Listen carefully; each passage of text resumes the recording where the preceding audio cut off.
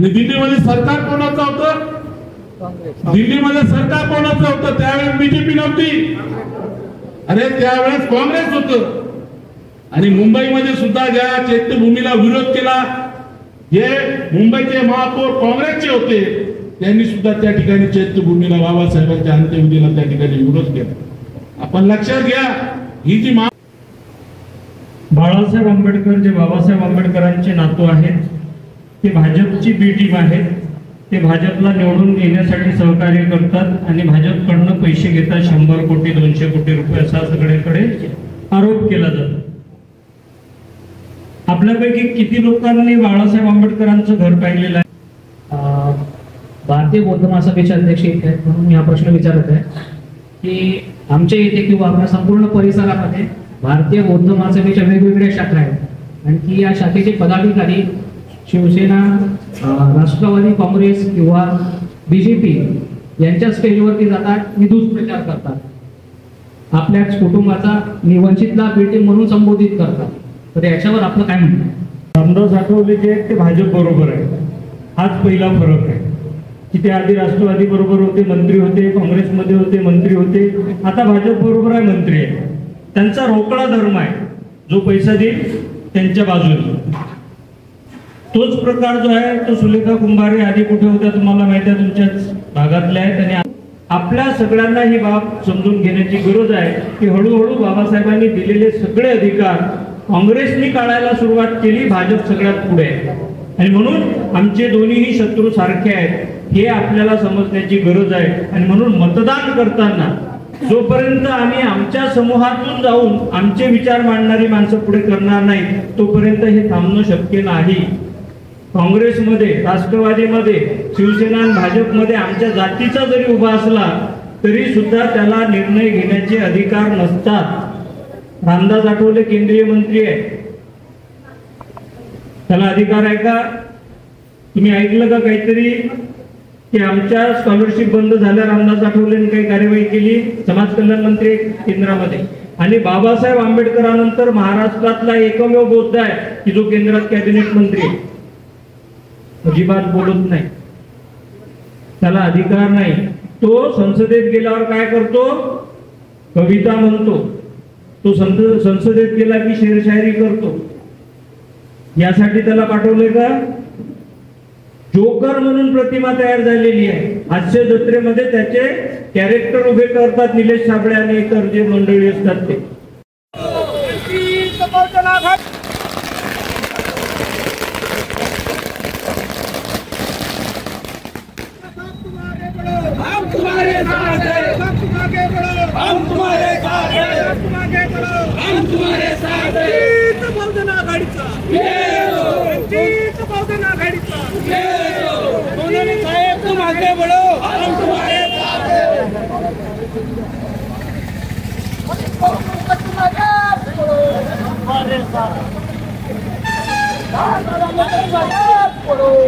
तुम्हारे साथ है।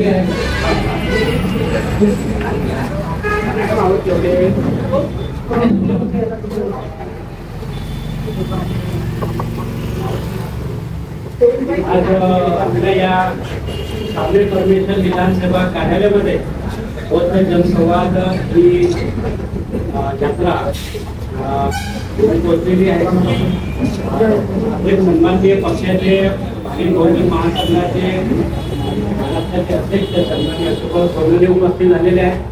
सन्माननीय युवा आघाडी महासचिव राज्याचे राजेशभाऊ पातोळे हे सुद्धा उपस्थित झालेले आहेत. सन्माननीय राज्याचे पदाधिकारी अमित भाऊ भोईगड हे सुद्धा इथे उपस्थित झालेले आहेत. सन्माननीय प्राध्यापक निकाळजे सर विद्वत सभेचे पदाधिकारी सुद्धा उपस्थित झालेले आहेत. सन्माननीय भारतीय बौद्ध महासभेचे बोराटे सर महाराष्ट्राचे पदाधिकारी सुद्धा उपस्थित झालेले आहेत. सर्वांनी यांचं टाळ्या वाजवून स्वागत करा. अध्यक्ष दिलीपभाऊ दुपारे, युवा आघाडीचे जिल्हाध्यक्ष मनीषभाऊ बोरकर यांच्यासाठी सुद्धा आपण टाळ्या वाजवून स्वागत करा. या तालुक्यामध्ये तालुका संघटनेच्या पदामध्ये शिवसेना उद्धव ठाकरे गटामध्ये काम करीत होते. आमचे असे संकेत भाऊ घोडेस्वार ज्यांची नायब तहसीलदार म्हणून बी नियुक्ती झाली होती आणि 4 डिग्र्या त्यांनी घेतलेल्या आहेत. आता सध्या पीएचडी करत आहेत, उच्च शिक्षित असे आमचे शिवसेना सोडून आपल्या या पक्षामध्ये आज आपले पदाधिकारी यांच्या हस्ते प्रवेश करीत आहेत. मी पाहुण्यांना विनंती करतो की त्यांचा आपण पक्ष प्रवेश फोटो काढा. वंचित बहुजन आघाडीचा, वंचित बहुजन आघाडीचा, वंचित बहुजन आघाडीचा. आदरणीय बाळासाहेब आगे बढ़ो, हम तुम्हारे साथ हैं. आदरणीय बाळासाहेब आगे बढ़ो, हम तुम्हारे साथ हैं. कार्यकर्ता आणि पक्ष पक्ष वाढवण्यासाठी टोपी बी घालून घ्या. वंचित बहुजन आघाडीचा, वंचित बहुजन आघाडीचा. आपण बोराडे सर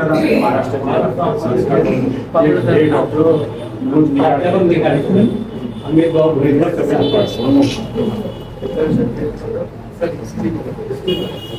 तर आपला कार्यक्रम बौद्धविहारामध्ये आयोजित आहे. सगळे लोक आपली वाट पाहत आहेत. त्याच्यामुळे आपण इथं जास्त वेळ न करता कार्यक्रमाला सगळ्यांनी आपापल्या घरांनी प्रस्थान करायचं आहे. चला जय फोटो बाहेर घेऊन सगळे मिळून चला.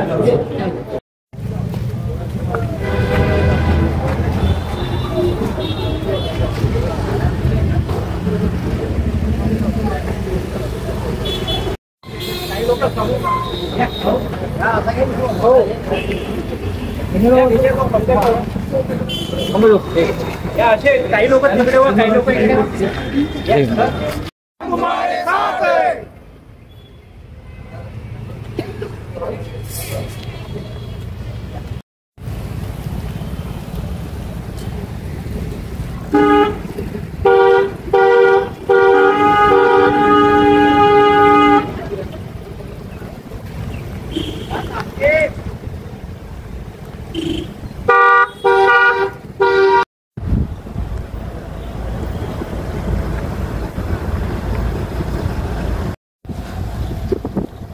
चिचोलीला चाललो.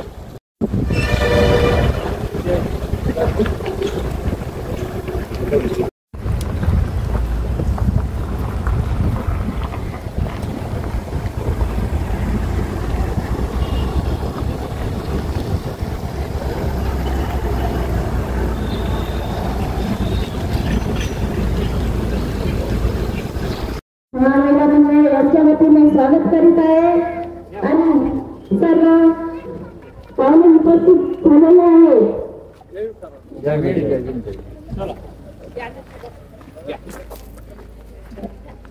तथागत भगवान बुद्धांचा, तथागत भगवान बुद्धांचा,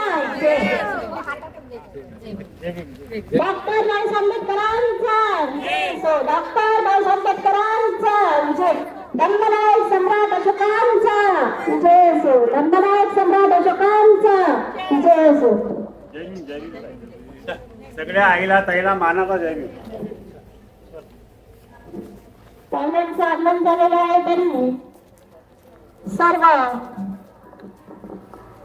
गावातील उपासक उपासिकांनी त्या धम्म प्रवचनांचा आस्वाद घ्यावा आणि उपस्थित राहावे. सर्वांना नम्र विनंती आहे.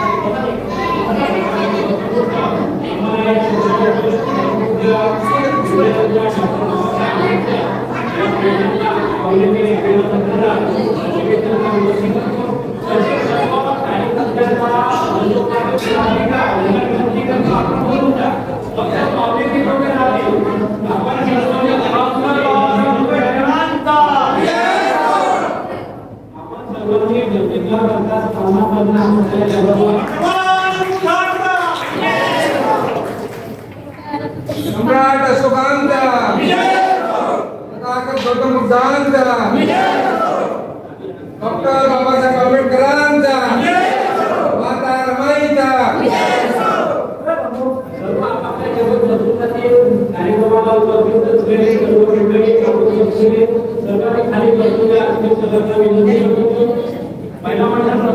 पहिला सगळे पहिला या सर्व समुदायाच्या सगळे महिला डॉक्टर बाबासाहेब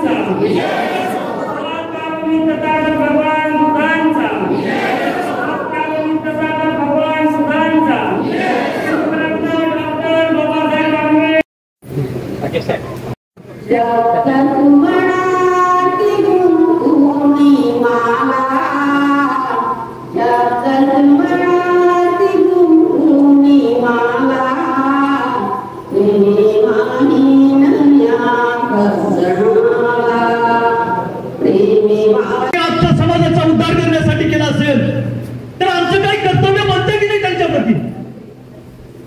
बनतं की नाही? बाबासाहेबांच्या मृत्यूच्या वेळेला इथल्या असणाऱ्या व्यवस्थेने त्यांना मृत्यूनंतर जिवंतपणे तर दिलाच दिला, परंतु मृत्यूच्या नंतर सुद्धा त्रास दिला. त्यानंतर त्यांचं जे कुटुंब आहे त्या कुटुंबाला जे काही त्रास फार अपेक्षा सहन करावं लागल्या, याचा कधी आपण विचार केला? मीराताईंनी भैयासाहेबांनी आपलं कुटुंब कसं चालवलं, आपल्या लेकरांचा सांभाळ कसा केला, आपल्या लेकरांना शिक्षण कशा पद्धतीने दिलं, आणि त्याच्यानंतर त्यांची तिसरी असणारी पिढी जी काही आहे ती तिसरी पिढी सुद्धा मीराताईंनी असणारी समाजाच्यासाठी असणारी समाजाला असं अर्पण करून दिली आहे. त्यांचं त्याग आणि समर्पण आपण कधी लक्षात ठेवणार आहोत का? आपण त्यांच्या उपकाराची परतफेड करणार आहोत का? की त्यांनी केलेल्या उपकारासाठी आपण कृतज्ञ होणार आहोत का? बाबासाहेबांनी ज्या पद्धतीने आमच्या उद्धारासाठी काम केलं, बाबासाहेबांनी आम्हाला संविधानामधून असणारे जे न्याय हक्क मूल्य दिली आणि ज्या न्याय हक्क मूल्यांचे आपण सगळे लाभार्थी आहोत, माझ्या सहित सगळे आपण त्याचे लाभार्थी आहोत. आज ते न्याय हक्क मूल्य जे काही आहेत ते संपण्याची वेळ आलेली आहे आणि त्याच्यासाठी अहोरात्र जर तुम्ही संघर्ष करत असेल तुमच्या सगळ्यांचे न्याय हक्क अबाधित ठेवण्याच्यासाठी, इथलं असणारं संविधान अबाधित ठेवण्यासाठी कोणी जर संघर्ष करत असेल ते केवळ आणि केवळ बाळासाहेब आंबेडकर करतात हे आपण लक्षात ठेवलं पाहिजे. मान्य तुम्हाला सगळ्यांना बाळासाहेब एकटेच असे आहेत की जे असणारं संघर्ष करतात आणि बाकीचे जे काही आहेत ते समाजाच्या टाळूवरचं लोणी खाण्याचं काम करतायत हे सुद्धा आपण लक्षात घेतलं पाहिजे. बाबासाहेब आंबेडकरांनी आम्हाला बौद्ध धर्म दिला. बाबासाहेब आंबेडकरांनी आम्हाला शिकण्याची सोय उपलब्ध करून दिली. त्या शिकण्यामधून आम्हाला बुद्धी आली, परंतु त्या बुद्धीचा उपयोग आम्ही विचार करण्यासाठी कधी करणार आहोत का? त्या बुद्धीचा उपयोग आपण विचार करण्यासाठी करणार आहोत का? बुद्ध हा चिकित्सा करण्यासाठी सांगतो. आता भगवान बुद्धाचा धम्म जो आहे हा धम्म आम्हाला चिकित्सा करण्यासाठी सांगतो. चांगलं काय, वाईट काय, योग्य काय, अयोग्य काय याची निवड करण्याची क्षमता जी काही आहे ती क्षमता शिक्षणामुळे आपल्यात आलेली आहे. मला वाटतं असं या ठिकाणी कोणी आहे का उपस्थित की जे आतापर्यंत कधीही शाळेत गेलं नाही? कोणी आहे का? कोणी नाही. म्हणजे आपण सगळे शिकलेले आहोत, शिक्षित झालेले आहोत, पण मग आपण शिक्षित झाल्याच्या नंतर सुद्धा विचार करतो का? गेल्या निवडणुकीमध्ये असणारं संविधान वाचवण्याची भाषा करत इथल्या असणाऱ्या लबाड पुरोगामित्वाचा बुरखा घातलेल्या काही पक्षांनी जे काही आहे बौद्धांच्या मतावरती डोळा ठेवून संविधान वाचवण्याची घोषणा केली. वाचलं का संविधान? निवडणुका झाल्या, तुमची सगळी बौद्धांची मतं जी काही आहेत त्यांनी ओरबाडून घेतली आणि मग त्या निवडणुका झाल्याच्या 1 महिन्यामध्ये सुप्रीम कोर्टाचा निकाल आला की अनुसूचित जाती आणि जमातीच्या आरक्षणामध्ये असणारं उपवर्गीकरण केलं पाहिजे. उपवर्गीकरण केलं पाहिजे, त्याच्यामध्ये असणारं क्रिमिनल लावलं पाहिजे. ज्या लोकांनी तुम्हाला संविधान वाचवण्याची भूलतापा देऊन तुमची मतं घेतली त्यांना जा विचारा की हा निकाल आल्याच्या नंतर तुझ्या तोंडातून ब्र शब्द बाहेर का निघाला नाही? तुझ्या तोंडातून शब्द विचारा त्या काँग्रेसच्या पटोलेला, विचारा त्या राष्ट्रवादीच्या शरद पवारला, विचारा त्या शिवसेनेच्या उद्धव ठाकरेला. आपल्या शब्द आपण शिक्षित आहोत हा जा विचारला पाहिजे. त्यांच्या कार्यकर्त्यांना, त्यांच्या पदाधिकाऱ्यांना जा विचारला पाहिजे की ज्या वेळेस हा सुप्रीम कोर्टाचा निकाल आला तुम्ही काय केलं आमच्यासाठी? एकटे बाळासाहेब आंबेडकर होते की ज्यांनी या निकालाचं पुनर्विलोकन करावं म्हणून रीट पिटिशन जी काही आहे ती सुप्रीम कोर्टामध्ये असताना दाखल केली. बाळासाहेब आंबेडकरांना काय गरज आहे? बाळासाहेब आंबेडकर असा नेता आहे त्याच्या नावामध्ये आंबेडकर आहे आणि आंबेडकर हे असं खन खन खन खन नाणं आहे की जे कुठे टाकलं ते टन टन टन टन वाजतं. बाळासाहेब आंबेडकरांनी जर मनात आणलं असतं तर गेल्या 40 वर्षापासून असणारा एकही दिवस त्यांच्या आयुष्यात उजळला नसता ज्या दिवशी ते मंत्रिपदावरती नाही येत. परंतु ते सातत्याने संघर्ष करतात. इथला असणारा शोषित, इथला असणारा पीडित, इथला असणारा दलित, इथला असणारा वंचित समूह जो काही आहे या सगळ्या समूहाला संवैधानिक मूल्य जे काही आहेत त्या संवैधानिक मूल्याच्या आधारे असणार. त्याला ग्रामपंचायत मिळाली पाहिजे, त्याला पंचायत समिती मिळाली पाहिजे, त्याला जिल्हा परिषद मिळाली पाहिजे, तो आमदार झाला पाहिजे, तो खासदार झाला पाहिजे आणि त्याने माझ्या समाजासाठी काम केलं पाहिजे, माझ्या समाजाचा उद्धार जो काही आहे तो केला पाहिजे. ते स्वतःचा एकट्याचा विचार करत नाही. म्हणजे ज्या पद्धतीने बाबासाहेबांनी कधी स्वतःचा विचार केला नाही त्याच पद्धतीने त्यांच्या 3ऱ्या पिढीमध्ये सुद्धा ते फक्त रक्ताचे वारसदार आहेत असं नाहीये, तर खरा विचाराचा वारसदार कोणी या ठिकाणी असेल बाबासाहेबांचा तर ते आदरणीय नेते बाळासाहेब. आणि म्हणून ते जेव्हा आपल्यासाठी रात्रंदिवस झटतात त्यांच्या उपकाराची जाण पूर्ण फुलाची पाकळी म्हणून आपण सर्व समाजाने संघटित झालं पाहिजे, एकत्र आलं पाहिजे, विचार केला पाहिजे.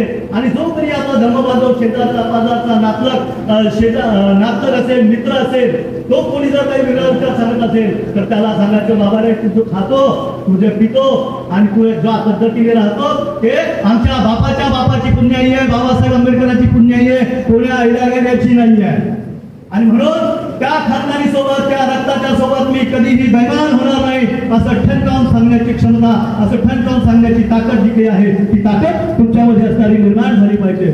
येणाऱ्या विधानसभा निवडणुकीमध्ये बाळासाहेब आंबेडकर जो कुठला उमेदवार या सावनेर विधानसभा मतदारसंघामध्ये देतील त्या उमेदवाराला आपण सर्व समाज एक संघटित होऊन आपल्या न्याय हक्कासाठी, आपल्या स्वतःसाठी आणि हे जर आरक्षण वाचलं त्याच्यामधलं असणार उपवर्गीकरणाची जी प्रक्रिया आहे ती जर थांबली तर त्याच्यामधनं आपण आपली पुढची तुमच्या पुढची पिढी, कारण हे उपवर्गीकरण जर झालं तर त्या ज्या लोकांनी आरक्षणाचा लाभ घेतलेला आहे त्यांच्या मुलांना, त्यांच्या लेकराबाळांना त्या आरक्षणाचा लाभ घेता येणार नाही. तुमच्या पुढच्या पिढीला जर आरक्षणाचा लाभ घ्यायचा असेल, त्या आरक्षणाच्या माध्यमातून शिक्षण घ्यायचं असेल, त्या आरक्षणाच्या माध्यमातून नोकरी द्यायची असेल, त्या आरक्षणाच्या माध्यमातून मिळालेल्या नोकरीमध्ये प्रमोशन मिळवायचं असेल तर हे आरक्षण मात्र जे काही आहे हा उपवर्गीकरणाचा असणारा जो काही मनुवादी घाट आहे, हा मनुवादी घाट त्या ठिकाणी असताना थांबला पाहिजे. याच्यासाठी असणारं जे काही आहे तुमच्या स्वतःच्या मुलांसाठी, तुमच्या स्वतःच्या मुलांच्या पुढच्या भविष्यासाठी असणारं, तुमच्या मुलांचं भविष्य सुरक्षित करण्यासाठी बाळासाहेब आंबेडकरांच्या वंचित बहुजन आघाडीच्या उमेदवाराला तुम्ही मतदान करावं. निशाणी काय आहे? काय आहे? गॅस सिलेंडरला आपण मतदान करायचं एवढं आवाहन करतो. थांबतो. जय हिंद. आणि पक्षाचे राज्याचे पदाधिकारी सन्माननीय अमित भोरगड आपल्याला मार्गदर्शन करतील अशी मी त्यांना विनंती करतो.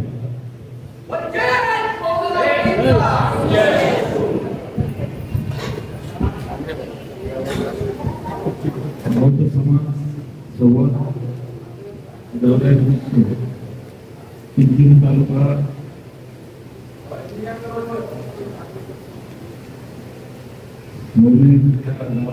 या ठिकाणी संवाद दौरा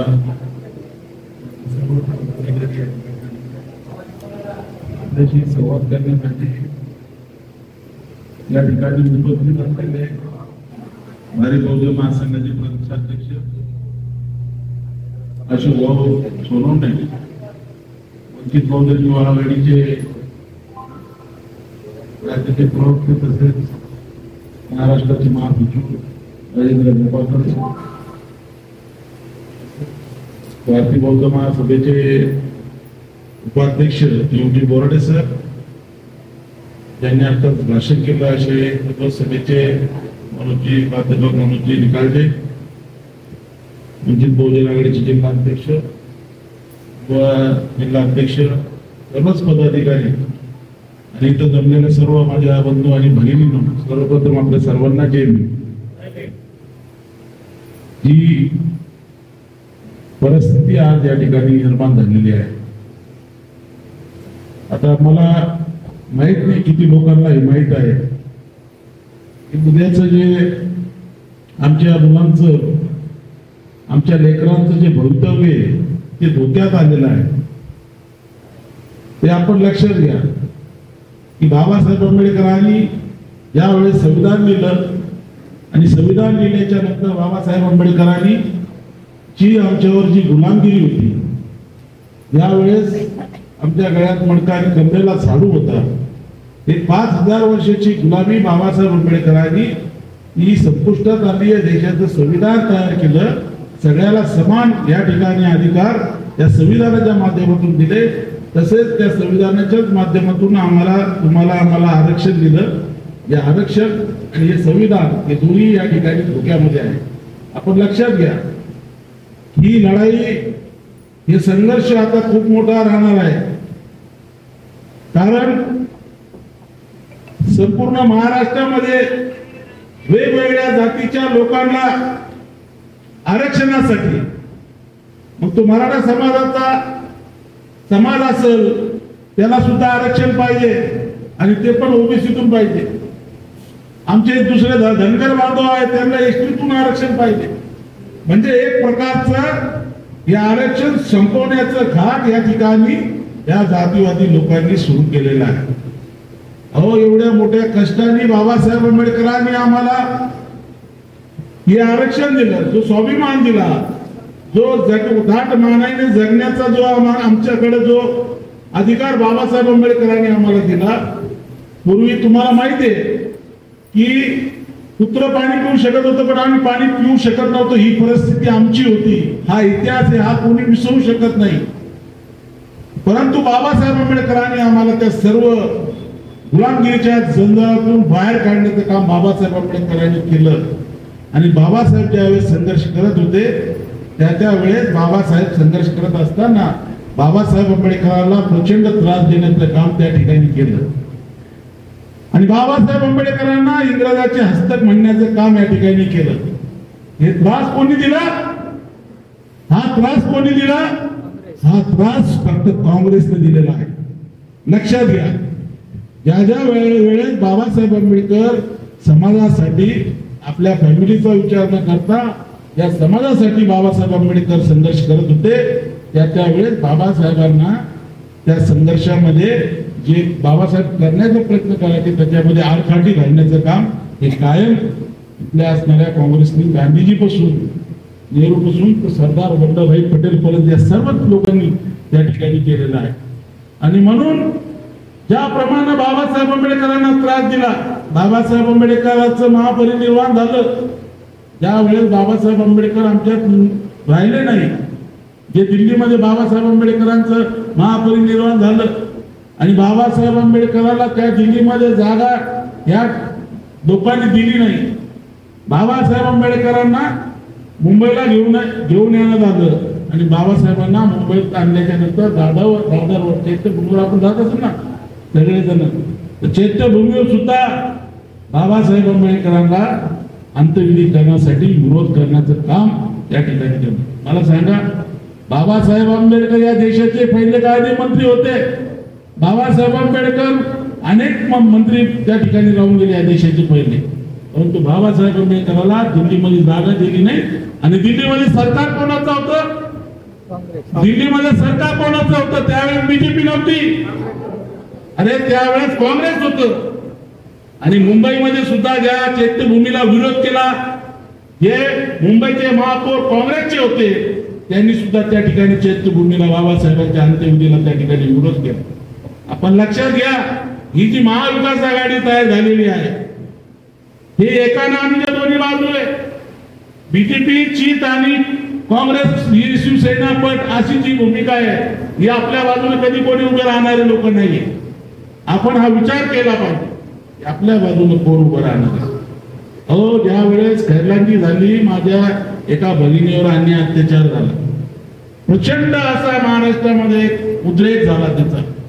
आणि मला सांगा, या बाबासाहेब आंबेडकरांच्या आरक्षणातून ज्या राखीव सीट्स त्या ठिकाणी दिल्या जातात, त्या राखीव सीटमधून एक जरी आमदार, एक जरी खासदार कधी संसदेत, कधी विधानसभेमध्ये बोलला का? हो, कोणी बोललं का?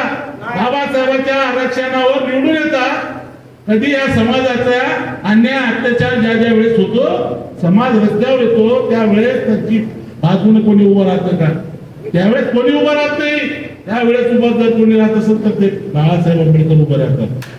आणि आपण लक्षात घ्या की बाळासाहेब आंबेडकरांना सुद्धा ज्याप्रमाणे बाबासाहेब आंबेडकरांना त्रास दिला, विरोध करण्याचं काम केलं, त्याचप्रमाणे गेले 1984 पासून ज्यावेळेस बाळासाहेब आंबेडकर राजकारणामध्ये आले, तेव्हापासून या काँग्रेसने एक भूमिका घेतलेली आहे, आणि ती म्हणजे बाळासाहेब आंबेडकरांना विरोध करायची. आणि म्हणून 2019ला ज्यावेळेस समाज एकत्र आला आणि या समाजाने बाळासाहेब आंबेडकरांच्या पाठीमागे ताकदीने उभं राहिले, त्या ठिकाणी त्यांनी महाराष्ट्रामध्ये दाखवून दिलं. 42.5 लाख मतदान आम्हाला त्या संपूर्ण महाराष्ट्रामध्ये जवळपास 7%, 7.5% मतदान आम्हाला त्या ठिकाणी झालं. आणि मग या लोकांच्या पोटात दुखू लागलं. त्यांना वाटलं आता हे बाळासाहेब आंबेडकर पुढचं सगळे लोकसभेच्या विधानसभेचे उमेदवार निवडून आणतील, मग बाळासाहेब आंबेडकरांना आपण थांबलं पाहिजे. मग त्या ठिकाणून सगळं प्लॅनिंग सुरू झालं. काँग्रेस, शिवसेना, ही राष्ट्रवादी, ही सर्व लोक बाळासाहेब आंबेडकरांच्या पाठीमागं म्हणजे त्यांची हिंमत नाहीये, परंतु आपल्याच काही समाजातल्या लोकांना त्यांनी पैसे दिले, लालचंद दिलं, त्यांना पद तुम्हाला देऊ, तुम्हाला कोणाला आमदार करू, या सगळ्या गोष्टी दिल्या. आणि त्यांनी समाजामध्ये आपल्या समाजाचे 2 भाग करण्याचं काम त्या ठिकाणी केलेलं आहे. आणि म्हणून मला म्हणायचंय, या समाजातल्या असणाऱ्या दलालाला आपण आता ओळखलं पाहिजे आणि हा त्यांना प्रश्न केला पाहिजे की या ज्या वेळेस अन्याय अत्याचार ज्या वेळेस होतो, त्या वेळेस या लोकांना तुम्ही मतदान करा म्हणता, हे लोक पुढे असतात. आताचं उदाहरण घ्या. आताचं उदाहरण सांगतो तुम्हाला की काँग्रेसचे राहुल गांधी अमेरिकेत जाऊन सांगतात की या देशाचं मला आरक्षण संपवायचंय. अमेरिकेत जाऊन सांगतात ते की आपल्या या देशाचं आरक्षण आम्हाला संपवायचं. आणि सुप्रीम कोर्टाने जो निर्णय दिला की SC STच्या आरक्षणामध्ये वर्गीकरण करा आणि क्रिमिनल लागू करा. क्रिमिनल लागू म्हणजे काय? 7 लाखाचं ज्याचं उत्पन्न असेल वर्षाचं त्याच्या घरातल्या एकही माणसाला येणाऱ्या काळामध्ये आरक्षण लागू होणार नाही. आणि वर्गीकरण काय करायचं तर तुमच्या घरामध्ये जर आरक्षणाचा लाभ जर कोणी घेतला असेल तर तुमच्या घरातल्या माणसाला तुमच्या फॅमिलीतल्या बाकीच्या लोकांना आरक्षण मिळणार नाही. ही सुप्रीम कोर्टाची, आपल्या देशामध्ये सुप्रीम कोर्ट म्हणजे सगळ्यात शेवटचं एक कोर्ट आहे. ते सुप्रीम कोर्टाचा हा निर्णय आहे. आणि त्याच्यातही बाळासाहेब आंबेडकरांनी याचिका दाखल केल्या, अनेक काही लोकांनी याचिका दाखल केल्या, परंतु सुप्रीम कोर्टाने त्या याचिका फेटाळल्या आल्या. म्हणून मी तुम्हाला म्हणलो की आम्हाला संघर्ष करण्याची तयारी सुरू करावी लागेल. आम्हाला वेळ प्रसंगी पडलं तर रस्त्यावरची लढाई लढावं लागेल. बाळासाहेब आंबेडकरांच्या पाठीमागे उभं राहून येणाऱ्या काळामध्ये विधानसभेचे इलेक्शन आहे. जर आपण बाळासाहेब आंबेडकरांच्या पाठीमागे खऱ्या अर्थाने ताकद उभी केली आपण महाराष्ट्रातून एक जवळपास 25 उमेदवार निवडून आणू शकतो. आणि जे 25 उमेदवार जर आपण निवडून आणले तर आपल्याला कोणापुढे हात फैरवायची गरज नाही. बाळासाहेब आंबेडकरांना आपण राज्यसभेत पाठवू शकतो डायरेक्ट. हे 25 जर आमदार आपण या महाराष्ट्रातून निवडून दिले तर हा आपण विचार करा. आता आपल्याला काय करायचंय? आपल्याला आपल्या लेकरा बाळाचं भलं बघायचं की आपल्याला थोड्याफार पैशासाठी किंवा या महाविकास आघाडीने सांगितलेल्या खोट्या गोष्टीसाठी आपल्याला हे करायचं. ते कायम बाळासाहेब आंबेडकरांना भेटेल म्हणतात. बाळासाहेब आंबेडकरांनी एवढे पैसे घेतले, बाळासाहेब आंबेडकरांनी तेवढे पैसे घेतले. आता मला सांगा 2014 ला या काँग्रेसचा महाराष्ट्राचा अध्यक्ष नाना पाटोले जो 14 ला भारतीय जनता पक्षाच्या तिकिटावर खासदार झाला 2017 पर्यंत. नंतर नरेंद्र मोदी सोबत त्यांचं जमलं नाही तर ते काँग्रेसमध्ये आले. तर मला सांगा तुमच्या महाराष्ट्राचा अध्यक्ष भाजपामध्ये जाऊन काँग्रेसमध्ये आला आणि बीटीने वंचित बहुजन आघाडी कसं होऊ शकते? ज्या शरद पवारचा पुतण्या सकाळी 6 वाजता जाऊन बीजेपी सोबत शपथविधी घेतो तरी वंचित बहुजन आघाडी बीटीन कसं काय होत? ही शिवसेना 25 वर्ष हिंदुत्व वाढवण्यासाठी बीजेपी सोबत होती. ती आज आली आणि ती सेक्युलर झाली. आपण लक्षात घ्या हे सर्व लोक खऱ्या अर्थानं बीजेपीचे बीटीन जर कोणी असेल तर ही महाविकास आघाडीतले लोक आहेत. विधान परिषदचे इलेक्शन झाले, राज्यसभेचे जे इलेक्शन झाले त्या इलेक्शन मध्ये काँग्रेसचे 17 उमेदवार फुटले ज्यांनी भाजपाला डायरेक्ट मतदान केलं. भाजपचे कॅन्डिडेट निवडून आणले विधान परिषदचे आणि राज्यसभेचे, तरी सुद्धा काँग्रेसने या आमदारांवर कोणती कारवाई केली नाही. पण आता बीटीन कोणती वंचित आहे का काँग्रेस आहे हे आपण ठरवा. आपण जे मोबाईल मध्ये येतं त्याचा काही लोक चुकीचे मेसेज पाठवण्याचं काम करतात, त्याच्यावर आपण विश्वास करू नका. आपण त्याची चौकशी करा, विचार करा. त्याच्यामध्ये आपल्या जवळचे कार्यकर्ते असतील कोणी असतील त्यांच्याशी संवाद करा आणि त्याच्याशी चर्चा करा आणि त्यांना विचारा हे खरं आहे का खोटं आहे काय. कारण या सोशल मीडियावर खोटं खूप लवकर पसरवण्यात येतं. त्याच्यामुळे आपले काही बंधू आणि भगिनी माझ्या या त्या महाविकास आघाडीच्या चक्करमध्ये काही आले लोक आमचे. म्हणून तुम्हाला ते सांगितलंय की महाविकास आघाडी आमच्या बाजूची कधी नव्हती, भविष्यात बी नाहीये आणि भविष्यात राहणार पण नाही. प्रत्येक वेळेस आम्हाला संघर्ष करावा लागणार आहे आणि संघर्षासाठी आम्हाला बाबासाहेब आंबेडकरांचं घरातलं जे रक्त आहे बाळासाहेब आंबेडकरांच्या बाजूला आम्हाला उभं राहावं लागेल आणि बाळासाहेब आंबेडकरांना आपल्याला ताकद द्यावं लागेल. आणि आपल्याला कोणाच्याही भूतापाला बळी न पडता आपण हे विचार केला पाहिजे. आणि आम्ही जो सुसंवाद तुमच्यासाठी करण्यासाठी आलेलो आहे, तुमच्याशी आम्ही चर्चाही करणार आहे, तुमचे प्रश्नही घेणार आहे. आमचे राजेंद्र भाऊ त्याचे मला उत्तर प्रश्न विचारते त्याचं उत्तर सुद्धा या ठिकाणी आम्ही देऊ. त्याच्याशिवाय आम्ही विहारातून बाहेर सुद्धा जाणार नाही.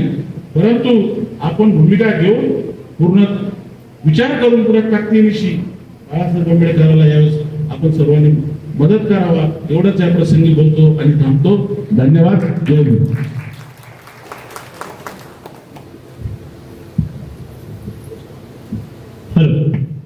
धन्यवाद.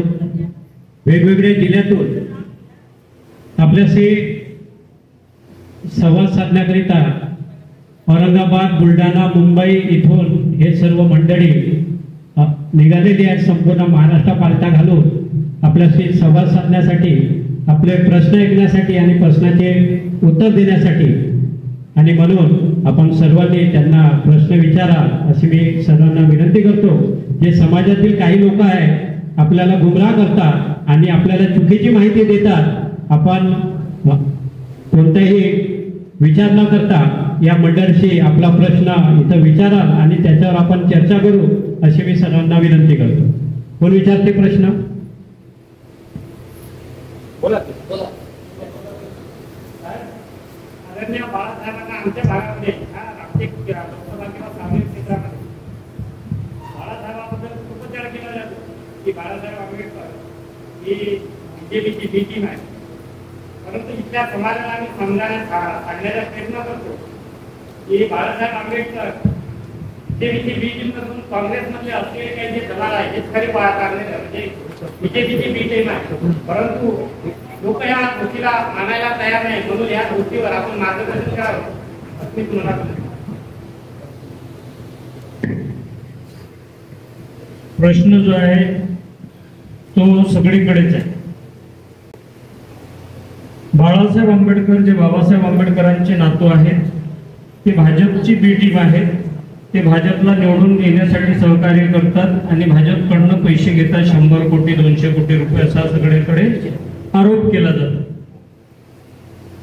आपल्यापैकी किती लोकांनी बाळासाहेब आंबेडकरांचं घर पाहिलेलं आहे? अकोल्याचं घर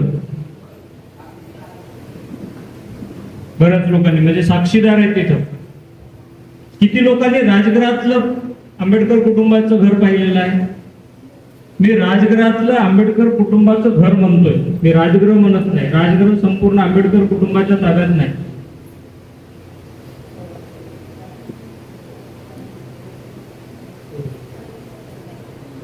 बाळासाहेब आंबेडकर हे भाजपची बी टीम असते, ते भाजपला सहकार्य करत असते. तर बाळासाहेब आंबेडकरांचं अकोल्यातलं जे घर आहे यशवंत भवन ते लोड बेरिंग मध्ये बांधलेलं आहे. त्यांच्या पहिल्या माळ्यावरती टीन आहेत, प्लास्टिकचे हिरव्या रंगाचे टीन आहेत. आपल्यापैकी किती लोकांच्या घरावर टीन आहे?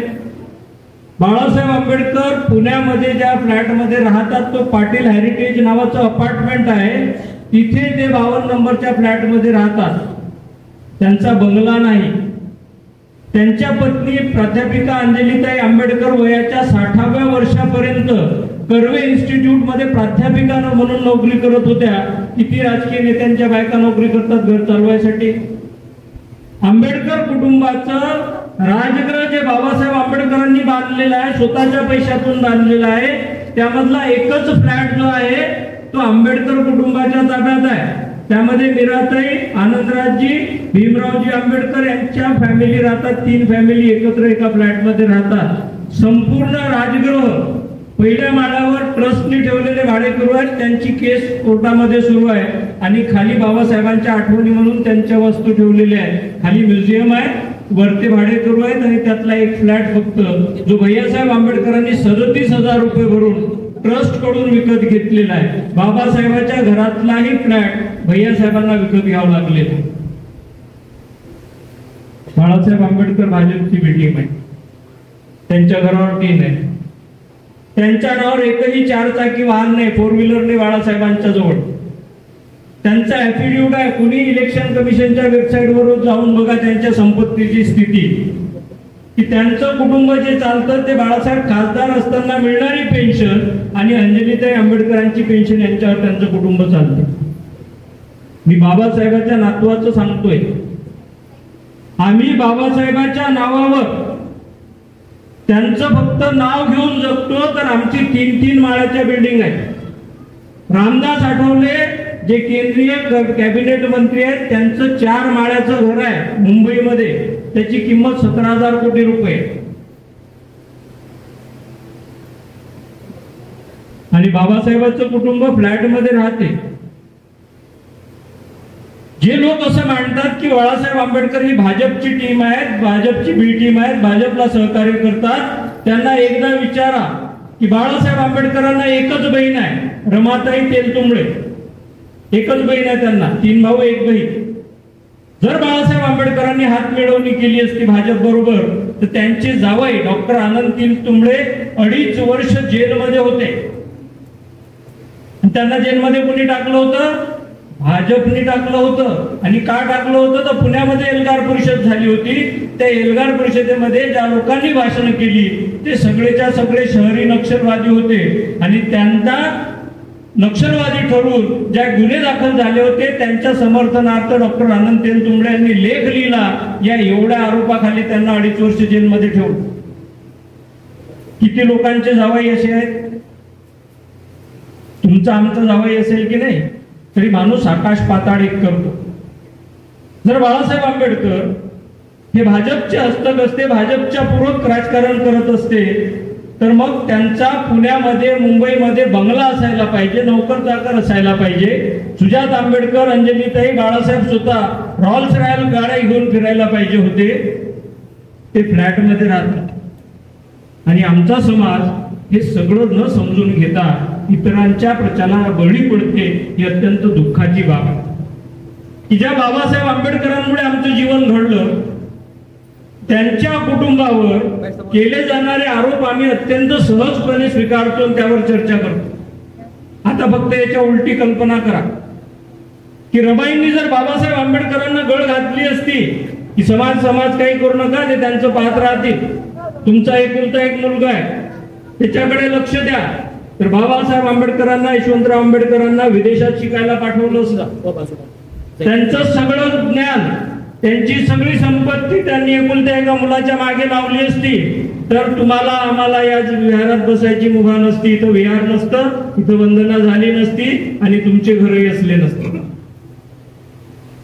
राहिले असते का? त्यामुळे जे काही तुम्हाला सांगितलं जाते ते कुणाच्या संदर्भात सांगितलं जाते याचा विचार करा. जर हे बाळासाहेब आंबेडकरांना आरोपी करू शकतात, त्यांच्यावर आरोप लावू शकतात, तर तुमचं माझं काहीच नाही, आपण कुठेच नाही. म्हणून आंबेडकर कुटुंबासंदर्भात केले जाणारे आरोप हे नालायकपणाचं लक्षण आहे. शिकलेली माणसं प्रामुख्याने हे करत आहेत. जे वेगवेगळ्या राजकीय पक्षाचे दलाल आहेत, आपल्या समाजाचे आहेत, ते असा आरोप करतात. म्हणून ज्यांनी घर पाहिलं त्यांना आमचं आव्हान आहे की ज्यांनी असे आरोप केले त्यांना एकदा घेऊन या, त्यांना विचारू ते 100 कोटी कुठे आहे. त्यांना विचारू की भाजपचं हस्तक असलेल्या माणसाचा जावई 2.5 वर्ष जेलमध्ये कसा राहू शकतो. बाळासाहेब आंबेडकरांना जर राजकारणच करायचं असतं फक्त स्वतःसाठी तर 84 पासून आतापर्यंत 2024 ते फक्त आंबेडकर या नावाखाली देशातलं कुठलंही पद घेऊ शकतात. जर तुमचं आमचं आयुष्य बाबासाहेब आंबेडकरांच्या नावाने एवढं मोठं होऊ शकते की आमची मुलं विदेशात जाऊन शिकतात तर बाळासाहेब आंबेडकरांना एवढे राजकारण आलं नसतं की ते बाबासाहेबांचे नातू असताना ते स्वतःसाठी काहीतरी मिळू शकत. त्यांनी 11 निवडणुका लढवल्या, 11 पैकी 9 पराभूत झाले. ते समाजासाठी झाले, वैयक्तिक नाही.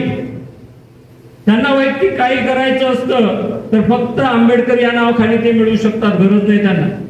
आज ते 75 वर्षाचे आहेत, त्यांचं बायपास झालेलं आहे, तरी सुद्धा ते समाजासाठी लढत आहेत.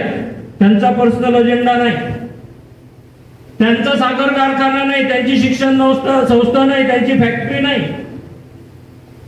त्यांना एकुलता एक मुलगा आहे आणि त्या स्वतःच्या पेन्शनवर स्वाभिमानाने ते जगतायत फक्त यासाठी की मी बाबासाहेब आंबेडकरांचा वारस असल्यामुळे बाबासाहेबांच्या नावाला, त्यांच्या प्रतिष्ठेला धक्का लागेल असं काहीही करणार नाहीत ते मानतात. म्हणून नाही तर आपल्या सगळ्यांना माहित आहे की आंबेडकरी चळवळीच्या नावावर बाबासाहेबांचं नाव घेऊन ज्यांनी ज्यांनी दलाल्या केल्या त्यांची मुलं कुठे आहेत. रासू गवई तुम्हाला माहित आहे. या रासू गवईंनी जेवढी चळवळीची माती केली एवढं कुणालाच करता आलं नाही. त्यांच्या 2 मुलांनी तोच वारसा पुढे ठेवला की सीएसटीच्या संदर्भातला जो निर्णय आला आरक्षणाचा तो देण्यामागे रासू गवईंचा मुलगा सगळ्यात पुढे आहे. त्यांनी क्रिमिलियरची मर्यादा लावा म्हणून सांगितलं. दुसऱ्या मुलांनी आताच दीक्षाभूमी खोदून ठेवली होती. आंदोलन करावं लागलं समाजाला. आणि त्यांची संपत्ती जर तुम्ही मोजली, संपत्तीसाठी प्रचंड वाद सुरू आहे कुटुंबात, संस्थेसाठी प्रचंड वाद सुरू आहेत भावा बहिणीमध्ये. रासू गवई जुन्या कार्यकर्त्यांनी पाहिलेले आहेत, जोगेंद्र कवाडे जुने कार्यकर्त्यांनी पाहिलेले आहेत. आज त्यांची संपत्ती पहा आणि बाबासाहेब आंबेडकरांच्या नातवाची संपत्ती पहा. ते निवडणुका लढतात, त्यांच्या सगळ्या संपत्तीचे डिटेल्स जे आहेत ते इलेक्शन कमिशनच्या वेबसाईटवर. असा एकही नेता या देशात महाराष्ट्रात नाही की ज्याच्या नावावर 4 व्हीलर गाडी नाही. बाळासाहेबांच्या नावावर नाही. कोणी गुगल सर्च करून पहा. आणि म्हणून आम्ही समाजाला आव्हान करायला आलो की आता जो अपप्रचार केला जातोय ही समाजाला दिली जाणारी शिवी आहे. हा बाळासाहेबांवरचा आरोप नाही, तर बौद्ध समाजाला दिली जाणारी शिवी आहे की तुम्ही दलाल आहात म्हणून. जो समाज स्वाभिमानाने जगतो, जो समाज समाजकारण करताना बाबासाहेब आंबेडकरांच्या विचारमूल्याला, बुद्धांच्या विचारमूल्याला समोर ठेवून वागतो, त्या समाजाला ही शिवी दिली जाते. मग आता तुम्ही किती दिवस हे सहन करणार हे विचारायला आम्ही आता बौद्ध समाज दौऱ्याच्या निमित्ताने आलेलो आहोत की आता समाजाने अशा प्रवृत्तीच्या लोकांना हे विचारायला सुरू केलं पाहिजे की याचा पुरावा सांग. म्हणून तुम्ही पाहिलं असेल की मागच्या काही काळात वंचितचे कार्यकर्ते जे आहेत ते राखीव जागेवर जे लोक निवडून आले त्यांच्या घरावर गेले होते. वंचितचे काही कार्यकर्ते, ज्या विचारवंतांनी वंचितच्या विरोधात हा नरेटिव्ह पसरवला की वंचित भाजपची बी टीम आहे, त्यांच्या घरावर गेले होते. आता समाजाला हे करण्याची गरज आहे की तुमच्याकडे असा आरोप करून कोणीही येत असेल, तुम्हाला सांगत असेल काँग्रेसला मतदान करा, तर त्याला एकदा विचारा की बाबासाहेब आंबेडकरांना मुंबई आणि भंडाऱ्यात पाडलं कोणी होतं? काँग्रेसच होती ना. मुंबईमध्ये काजळोकर आणि भंडाऱ्यामध्ये बोरकर उभा कोणी केला होता? काँग्रेसवाल्यांनी उभा केला होता. 2दा बाबासाहेबांना पाडलं. बाबासाहेब आंबेडकरांनी घटना लिहिल्यानंतर हिंदू कोड बिल त्यात लागू करू नका एवढा दबाव आणला की बाबासाहेब आंबेडकरांना राजीनामा देऊन बाहेर यावं लागलं. बाबासाहेब 56 साली गेले नसते. काँग्रेसवाल्यांनी मर्डर केला बाबासाहेबांचा. एवढा प्रचंड त्रास दिला की बाबासाहेब आंबेडकरांना त्यांचं अकाली निधन झालं. झोपेत गेले बाबासाहेब.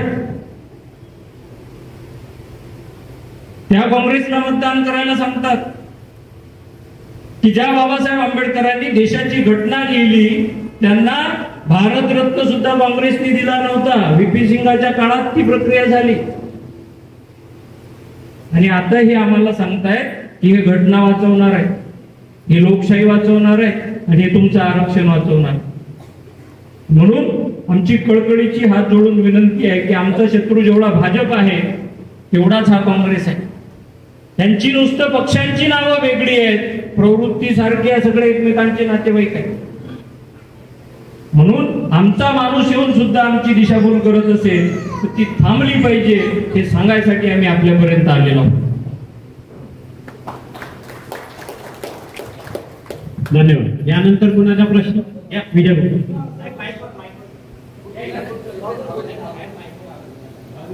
द्या माईक द्या.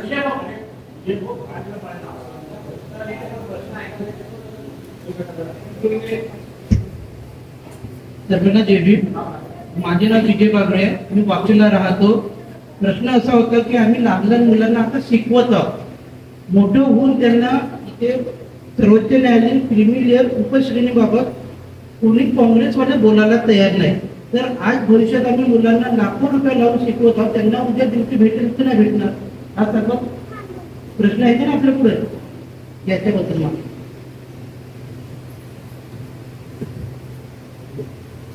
मुळात घटनेमध्ये बाबासाहेब आंबेडकरांनी शिक्षण, आरोग्य हे सगळी सरकारची जबाबदारी ठेवलेली आहे की शिकताना 1 रुपया लागू नये असं घटनेमध्ये नमूद आहे.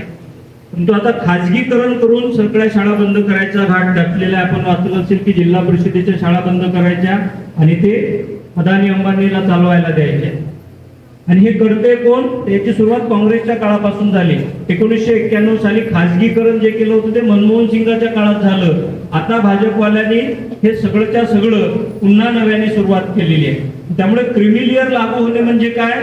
तर तुमचं उत्पन्न हे 7 लाखाच्या वर गेलं तर तुमच्या कुटुंबाला कुठलीही सवलत मिळणार नाही. शिक्षणात नाही, योजनेमध्ये नाही, किंवा तुम्हाला नोकरीसाठी जायचं असेल तरी सुद्धा नाही. हे जे श्रेणीकरण होणार आहे यामध्ये अबकड केलं जाईल. ज्यांनी एकदा तुमच्या कुटुंबात कुणीही आरक्षणाचा लाभ घेतला असेल तर तो संपूर्ण कुटुंब आरक्षणाच्या बाहेर जाईल. त्याच्या पुढच्या कुठल्याच पिढीला आरक्षणाचा लाभ नसेल, शिक्षणात नसेल, नोकरीत नसेल आणि राखीव जागांवरती निवडणूक लढण्यासाठी सुद्धा असणार नाही. हा निर्णय सुप्रीम कोर्टाने दिला आणि म्हणून त्या विरोधात समाजामध्ये काहीही चर्चा होऊ दिली जात नाही. लोक याच्यावर बोलत नाही. लोकांना ही समजून सांगण्याची गरज आहे की हे आरक्षण संपवण्याची प्रक्रिया सुरू झालेली आहे. हे जर एकदा नसेल तर आपली एकच पिढी पहिल्यांदा शिकली काहीतरी नोकरीवर लागले. आता कुठे आमची घरं जी आहेत ती पक्की व्हायला लागली आहेत. आता कुठे आमची मुलं शहरात जाऊन शिक्षण घ्यायला लागली आहेत. आता समाज कल्याणच्या शाळा बंद करतायत, समाज कल्याणची वसतिगृह बंद करतायत. 2021 पासून स्कॉलरशिप मिळत नाहीये, स्वाधारचे पैसे मिळत नाहीये. परदेशी शिष्यवृत्ती जी आहे त्यावरती 8 लाखाची कॅप आहे की त्याला जर 8 लाख उत्पन्न असेल परदेशात शिक्षणाला पाठवता येत नाही. म्हणून आपल्या सगळ्यांना ही बाब समजून घेण्याची गरज आहे की हळूहळू बाबासाहेबांनी दिलेले सगळे अधिकार काँग्रेसनी काढायला सुरुवात केली, भाजप सगळ्यात पुढे आहे. आणि म्हणून आमचे दोन्हीही शत्रू सारखे आहेत हे आपल्याला समजण्याची गरज आहे. आणि म्हणून मतदान करताना जोपर्यंत आम्ही आमच्या समूहातून जाऊन आमचे विचार मांडणारी माणसं पुढे करणार नाही तोपर्यंत हे थांबणं शक्य नाही. काँग्रेसमध्ये, राष्ट्रवादीमध्ये, शिवसेना आणि भाजपमध्ये आमच्या जातीचा जरी उभा असला तरी सुद्धा त्याला निर्णय घेण्याचे अधिकार नसतात. रामदास आठवले केंद्रीय मंत्री आहे, त्याला अधिकार आहे का? तुम्ही ऐकलं का काहीतरी की आमच्या स्कॉलरशिप बंद झाल्या रामदास आठवलेंनी काही कार्यवाही केली? समाज कल्याण मंत्री केंद्रामध्ये. आणि बाबासाहेब आंबेडकरांनंतर महाराष्ट्रातला एकमेव बौद्ध आहे की जो केंद्रात कॅबिनेट मंत्री आहे. अजिबात बोलत नाही, त्याला अधिकार नाही. तो संसदेत गेल्यावर काय करतो? कविता म्हणतो. तो संसदेत गेला की शेरशायरी करतो. यासाठी त्याला पाठवलंय का?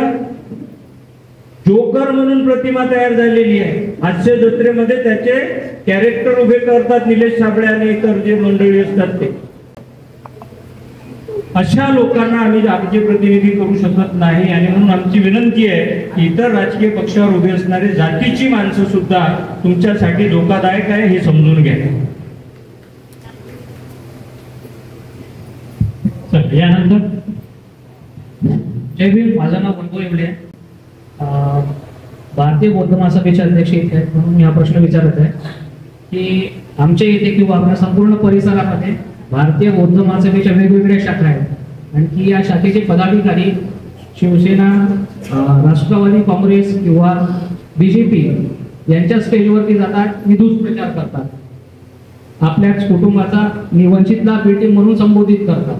तर याच्यावर आपलं काय म्हणणं आहे?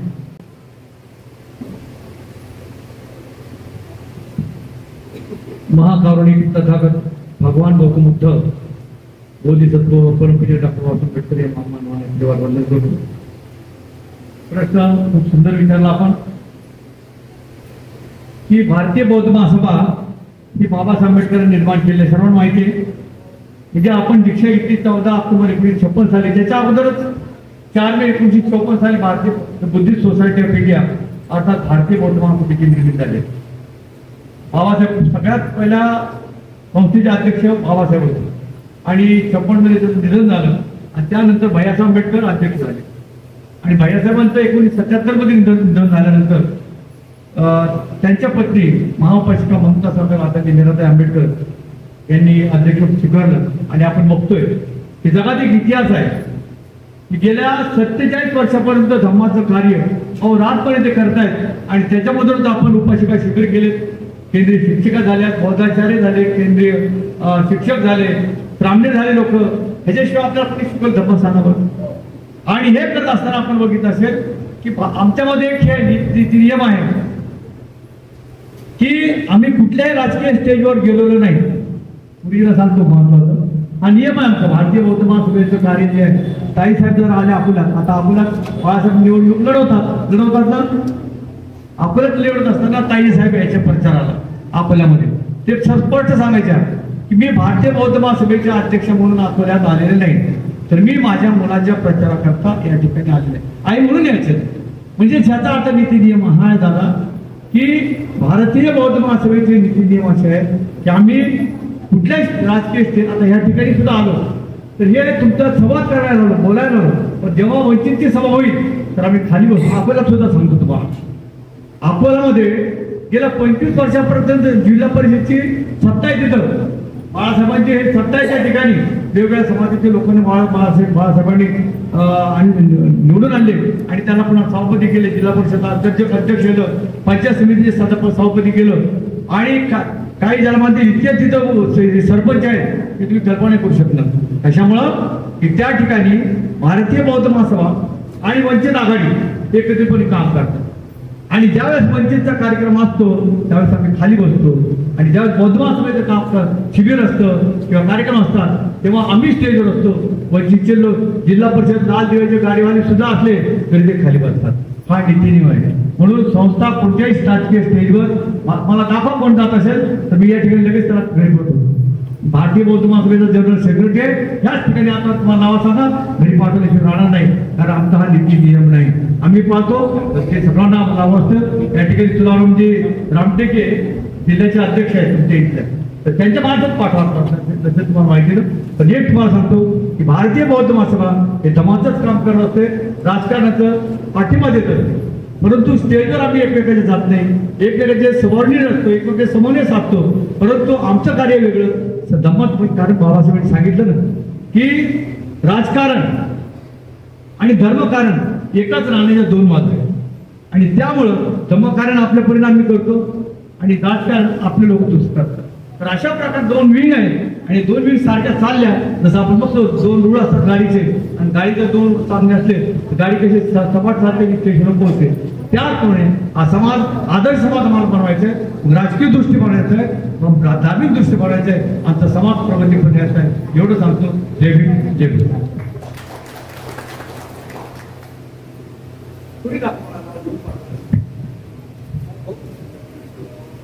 सर मला एक हे म्हणायचं होतं की जे दुसरी भारतीय बौद्ध महासभा आहे, दुसरी भारतीय बौद्ध महासभा त्याच्यामध्ये जे ते संस्थापक लिहितात डॉक्टर बाबासाहेब आंबेडकर आणि ती मी त्यांच्याविषयी मला विचारायचं होतं की ते लोक जातात आणि आपल्याविषयी म्हणजे जे ओरिजिनल मीराताई आंबेडकर जे आहेत त्यांची भारतीय बौद्ध महासभा त्या विषयावर ते दुष्प्रचार करतात. मला ते म्हणायचं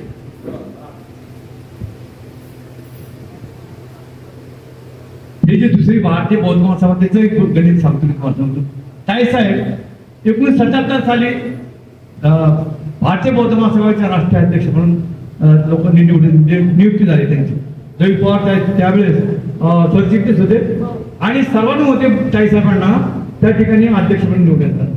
किती 1977 साली. आणि त्यानंतर काय झालं की भैयासाहेब आंबेडकर काय असताना भैयासाहेब राजकारणात सुद्धा लोकांना सहकार बाबासाहेबांचे चिरंजीव असले सर्व समाज आपला त्यांना भाव मांडले भैयासाहेब म्हणायचे. त्यांचं नाव काय होतं यशवंतराव आणि त्यांना काय म्हणायचे भैयासाहेब म्हणजे भाऊच म्हणून सगळे लोक त्यांना आदर करायचे. हे करत असताना काय भैयासाहेब राजकारणाच्या लोकांसोबत होते आणि धर्माच्या लोकांसोबत होते.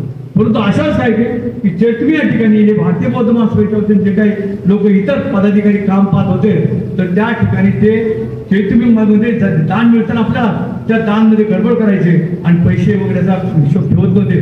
त्यामुळे ताई आल्यापासून ताईंनी कटाक्षाने आपल्या लक्ष गेलं आणि त्या माध्यमातून आपण बघितलं असेल 1983 साली त्यांनी ताईसाहेबांच्या विरुद्ध कोर्टात केस टाकली की ताईसाहेब आमच्या अध्यक्ष आहेत आणि आम्ही जाऊ. कुणी टाकली अशोक सपकाळ नावाचा होता. बाबासाहेबांनी त्याला सांभाळलं नाही तुमच्या भैयासाहेबांच सांभाळलं त्यांनी कोर्टात केस टाकली ज्यात स्वतः आंबेडकर म्हणतो आणि हा दारुड्या होता त्याचा अशोक आंबेडकर हे जे दुसरं पक्ष म्हणतो ना त्याच्या बाबत सांगतो तुम्हाला त्याचं राजरत्न नाव आहे बरोबर आहे. तर ह्या राजरत्नाचा बाप दारुड्या होता. हा राजरत्न बापा यांनी दुसऱ्या घरका बेदी लंकाड आहे अशातला तो प्रकार आहे आणि ते ताईसाहेबांविरुद्ध केस टाकली आणि इतर लोकांसोबत घेऊन आणि तिचा निकाल लागला 2015 मध्ये. आता तुम्ही सांगा की 1987-88 पासून 15 पर्यंत काही केसला कोणी बघितलं नाही परंतु एका 2015 मध्ये तारखा होऊन तो केस जे आहे त्या बीजेपीच्या लोकांनी काय केलं बरोबर रामदास आठवले हाताशी धरलं आणि त्या कोर्टाला हाताशी धरून ताईसाहेबांच्या विरुद्ध निकाल लावला. अशा करता हा निकाल कशाकरता लावला की काय समज की हे जे चैत्यभूमी आहे हे आजही आपल्या ताकदमध्ये आणि ह्यांचं हे जे खोटे लोक आहेत त्याच्यामध्ये बघितलं असेल की जे जे लोक होते याच्यामध्ये त्या राजरत्नाचा बाप होताच. त्या राजरत्नाचे बाप मेल्यानंतर त्यांनी त्याच्या कमिशन त्याच्यावर घेतलं, ट्रस्टवर घेतलं. कुणाला? राजरत्नाला. हा स्वतः घोषित स्वयं घोषित अध्यक्ष म्हणून होता. त्याला कुणीही अध्यक्ष बनवलं नाही. त्यांना दाखवा म्हणतात बापान बनवलं तो. दुसरी काय सांगतो की ट्रस्टी आहेत, जौंदळे आहेत, ते आपल्यासोबत भीमराव साहेबांसोबत, त्यानंतर हरीश लावले हे ट्रस्टी आहेत. अशा प्रकारे ह्या आजही वाद जरी कोर्टाने सुप्रीम कोर्टाने निकाल दिला तरी मुंबईचं जे चॅरिटेबल कमिशनर आहे त्यामध्ये ह्या अजूनही ह्या संस्थेविषयी कुठेही त्यांनी रिझल्ट दिला नाही की हा आंबेडकर अध्यक्ष म्हणून चैत्यभूमी आज मीनाताईच्या ताब्यात आहे. आंबेडकर जो लिहितो की बाबासाहेब आंबेडकर दादर कार्यालय ते सुद्धा आमच्या जवळ आहे. त्याला हिंमत करून दाखवा तिथे आंबेडकर भवन येईल. लोक कशा प्रकारे न्याय देतील हे मी सांगतो. त्यामुळे अशा भूलतापेला तुम्ही बळी पडता. हा कुठं राहतो? कल्याणला राहतो. ते येतो सांगतो तुम्हाला. हा याच्यात तुम्ही बाबासाहेब कोट घालायचं, काय लावायची, हे करायचं म्हणजे अशा प्रकारे नाटक केलं. म्हणजे त्याचं नाव राजेंद्र आहे. तुम्ही निवडणूक गुरुजींना माहित आहे आपल्या पातोळे गुरुजी राजेंद्र म्हणून ते केस लढवलेले आहे. तुमच्या 1907 मुरबाड मधून विधानसभेची निवडणूक झाली आणि लगेच राजा म्हणजे लोकांना भावनिक टाकायचं काम करतो. ह्याची बायको ह्याच्याजवळ राहत नाही. विचारू का आम्ही माझ्या तुमचा नंबर आहे, माझा नंबर देता ना, ह्याची बायको ह्याच्यावर राहत नाही. तिने केस केले तर अजून बायकोला सांभाळत नाही तो काय संस्था सांभाळ. तिथे मी युनिव्हर्सिटी काढायला लागलो, मी बँक काढायला लागलो. अरे बँक काढण्याला साधी गोष्ट आहे. करोडो रुपये समज एक बँक काढायला किती खर्च माहिती आहे मग करोडो रुपये लागतात. आणि हा कुठं येणार आहे म्हणजे लोकांना भावनिक करायचा ह्या दृष्टीनं हे करतो. 47 वर्षापासून आपण बघितलं असेल की सतत प्रत्येक जिल्ह्यामध्ये आपली संस्था आहे. 358 तालुके महाराष्ट्रामध्ये 340 तालुके आपली संस्था आहे. त्याची कुठेही संस्था कार्यालय नाही. आणि तरी हा लोकांना काय ते घालून फूट घालून लोकांना बनवतो. ते आपण सावध राहा एवढंच बोलतो. चला यानंतर कोणाचा प्रश्न आहे की संपव? काय म्हणते प्रश्न? चला समोरचा कार्यक्रम 4 वाजताच्या कनामला असल्यामुळे आपण लवकरात लवकर आपले प्रश्न विचार. सगळ्यांना क्रांतिकारी जय. साहेब मी लोकसभा केलेलं इलेक्शन आहे लोकसभेचं आणि घरोघरी मतदानासाठी निघलो आणि घरोघरी गेल्यानंतर हर लोकांचं SC ST OBC सगळ्याचा प्रश्न एकच पडला की वंचित बहुजन आघाडी दोघी नेता उभा राहते विधायक सामने डॉक्टर जिथून बी झाल्यानंतर त्यांचा एकच प्रश्न आहे की तुमचा समाज छोटासा, तुमचा नेता छोटासा, आम्ही त्यांना मतदान देऊन आमचं मतदान वेस्टेज कसं करायचं? तो निवडून येऊ शकत नाही, निवडून येऊ शकत नाही. हे समाजाचं म्हणजे इतर समाजाचा सगळ्यात मोठा प्रश्न साहेब की आपल्या समाजाचे स्वतःचे लोक हे म्हणतात की आपला नेता छोटासा आहे, आपली पार्टी छोटीशी आहे, तर निवडून येऊ शकत नाही. याच्याबद्दल तुम्ही कुठलाही समाज एका जातीच्या मतावर कधीच निवडून येत नाही. ते मराठा समाजाला सुद्धा शक्य झालं नाही, जो महाराष्ट्रात सगळ्यात मोठा आहे. आणि म्हणून बाळासाहेब आंबेडकरांनी बौद्धांचंच राजकारण उभं केलं नाही. त्यांनी काही रिपब्लिकन पार्टी उभी केली नाही. त्यांनी वंचित बहुजन आघाडी केली. त्या सगळ्या वंचितांना घेऊन ते लढतायत. ते मुस्लिमांच्या संदर्भात लढतात, ते आदिवासींच्या संदर्भात लढतात, ते 52% OBCच्या संदर्भात लढतायत. कारण आपल्याला इतर समूहांना घेऊनच राजकारण केलं तर आपण समोर जाऊ शकतो. तुम्हाला जी सांगितलं जातं की तुमचा पक्ष लहान आहे, तर आमच्या पक्षापेक्षाही लहान आता राष्ट्रवादी आहे. शरद पवारांची राष्ट्रवादी जी आहे ना, ती जर तुम्ही पाहिली तर पश्चिम महाराष्ट्रातल्या 7 जिल्ह्यांमध्येच राष्ट्रवादीचं काम आहे आणि आम्ही महाराष्ट्रातल्या 36 जिल्ह्यांमध्ये. कोणाचा पक्ष लहान आहे? त्याचे 2 भाग झाले. काँग्रेस जी होती त्या काँग्रेसचे 2 भाग होऊन त्यातनं राष्ट्रवादी झाली. आता जी शिवसेना आहे या शिवसेनेची 2 शिवसेना झालेल्या आहेत. मग पक्ष लहान कुणाचा आहे? पक्ष लहान नसतो, जनाधार ज्या पक्षाच्या मागे असतो, ज्या पक्षाच्या मागे मतदार उभे राहतात त्या मतदारांना तुमचे विचार पटले, तुमची राजकीय भूमिका पटली की लोक मतदान करत असतात. लहान मोठा पाहून नाही करत, तर लोक विचारधारेवर मतदान करतात, त्यांच्या समस्येवर बोलणाऱ्या लोकांवर करतात. आणि म्हणून आमचे जे उमेदवार असतात ते सर्वसामान्य कुटुंबातून येतात.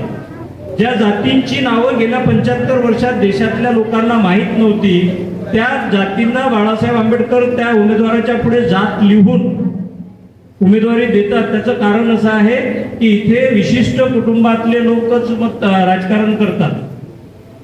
48 जागा आहेत लोकसभेच्या, 48 पैकी 31 जागेवर मराठा समाजाचेच लोक निवडून आलेले आहेत.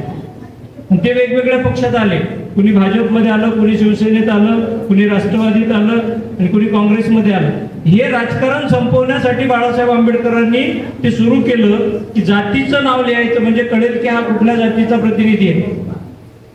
45 वर्ष देशामध्ये हीच प्रक्रिया काँग्रेसने राबवली की विशिष्ट जातीच्या लोकांना सगळं द्यायचं. हे बंद करायसाठी वंचित बहुजन आघाडीने हे राजकारणाची सुरुवात केली की जर तुमच्याकडे एका लहान समूहाचा माणूस उभा असेल आणि त्याची मतं लिमिटेड असली तरी महाराष्ट्रभर इतर समूहाचे जे उमेदवार बाळासाहेब उभे करत असतात त्या समूहाने आपल्या जातीचा माणूस तिकडे उभा आहे त्याला मतदान मिळालं पाहिजे म्हणून इथे मतदान करणं गरजेचं आहे. हा प्रचार करणे हे लोकांना समजावून सांगणे अत्यंत गरजेचं आहे. म्हणजे मग लोक आपल्या बाजून मतदान करायला प्रवृत्त होते.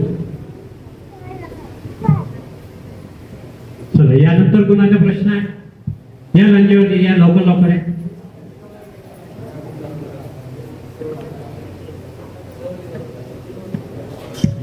चला, हा शेवटचा प्रश्न आहे, यानंतर पुढच्या कार्यक्रमाला निघायचा आहे. नमस्कार.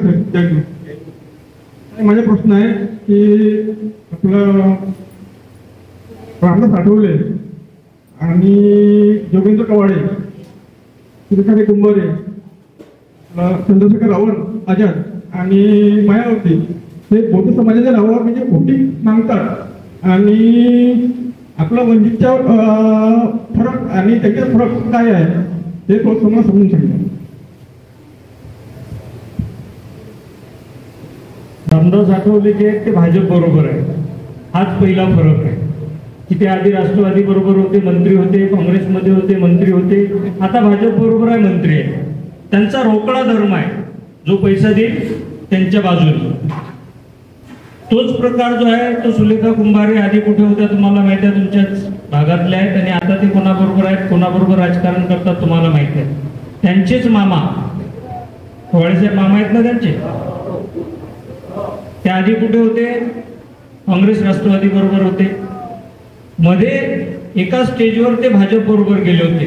जयदीप आणि ते त्यांनी जाऊन मुंबईमध्ये ठाणे जिल्ह्यात भाजपच्या उमेदवाराचा प्रचार केला होता. सोशल मीडियावर आपण सर्च केलं ते मिळेल. आता ते शिंदेच्या शिवसेनेबरोबर आहे, ज्या शिवसेनेची विचारधारा कट्टर हिंदुत्व आहे. वाळेसाहेब जे कट्टर भीमसैनिक आहे ते तिकडे जाऊन काय वाचवायला गेले, बाळासाहेब ठाकरेंचं हिंदुत्व, बाबासाहेबांचं नाही. बाबासाहेबांची विचारधारा वाचवायला गेले नाही, ते कशासाठी गेले, ठाकरे बरोबर कट्टर हिंदुत्व वाचवण्यासाठी गेले, कारण त्यांचा अजेंडाच आहे.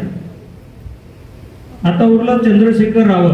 तर चंद्रशेखर रावण उत्तर प्रदेशामधून येतो आणि उत्तर प्रदेशमधली सामाजिक परिस्थिती अशी आहे की तिथे जे मतदारसंघ आहेत त्यामध्ये चर्मकार समाजाची मतं 50 ते 60% आहेत. ते निर्णायक आहेत प्रत्येक मतदारसंघामध्ये आणि म्हणून त्या भागामध्ये मायावती असतील त्या चर्मकार समाजातून येतात, घनश्यामजी येतील ते चर्मकार समाजातून येतात आणि चंद्रशेखर रावण सुद्धा चर्मकार समाजातून येतो आणि त्यामुळे त्यांना तिथे एक्सेप्ट केलं जात आहे कारण त्यांच्या समूहाची मतं 50% अधिक आहे.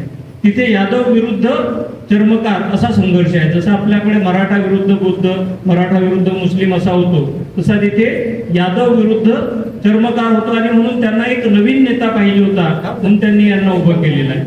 आणि म्हणून आपली विचारधारा या नेत्यांच्या बरोबरीची होऊ शकत नाही. हे विकले जाणारी माणसं आहेत. सर्वांनी समापन करण्यासाठी तयार व्हा असे मी सर्वांना विनंती करतो. आपण या कार्यक्रमाचा इथे समारोप घेऊ.